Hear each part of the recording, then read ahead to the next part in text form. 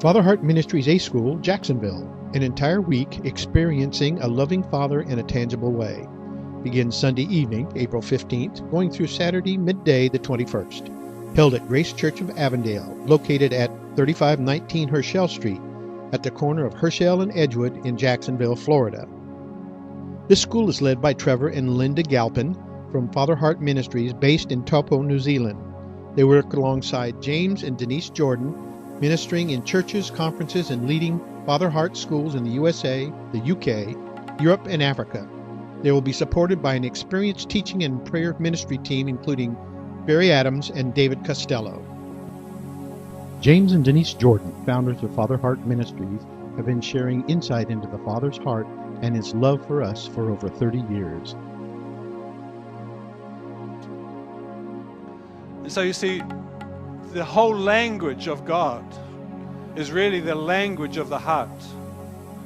I'm not talking about the language of falling in love and romantic love in that sense of being the heart, but everything that He's working on is to change your heart, to touch your heart, to heal your heart, to fill your heart, to minister to your heart so that you become a free person. A word from Barry Adams, creator of Father's Love Letter and Father Heart TV. There's a difference between being childish and childlike. Childish, of course, is where we want our own way, we're spoiled, and we're little brats, so to speak. But childlike is completely different. And Jesus Christ had the heart of a child. He had the heart of a son. He said that apart from the Father, He could do nothing. He said, I only do what I see my Father doing. I only speak the words that my Father speaks. So Jesus Himself actually modeled the heart of a child.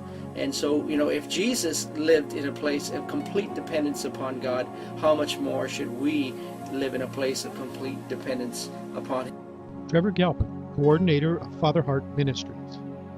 And John steps out of the wilderness, proclaiming the way of the Lord, making straight the paths, speaking as I just read to you in John chapter 3, declaring that this is the one who's coming. Because John had received this from above. He says this himself, a man can only receive what he's given from heaven. And from heaven, John the Baptist received a revelation that Jesus was indeed the Son of God, the Saviour of the world, and that He would be the one who would show us the Father. John knew that. And when Jesus comes to him to be baptized in the River Jordan, He steps out into the water, and we know what happens. The Father speaks. And what does He say? The first words we hear from God for centuries are, "This is my beloved Son. I am so proud of Him." This is the Father speaking. He speaks over His Son words of life and affirmation. Before He steps out on His ministry, before He's done a single miracle, before He's opened His mouth to preach a single sermon, Jesus said, "He's my Son and I love Him and I'm proud of Him." This is why we can say without any shadow of a doubt, there's nothing we have to do to impress God. He is totally impressed with us already. He loves us so much. It's not about what we do. It's not about how hard we serve. However right and good that is, it's not about how long we worship. It's not about how many people we win to the Lord. In fact, it's just about Him and not about us. It's about His love for us. And equally, there's nothing that we have ever done that would disqualify you or I from His love. That's such good news, guys. Some of you need to take that into your heart by revelation tonight. Look forward to experiencing solid biblical teaching and revelation. Discover God's true character and personality.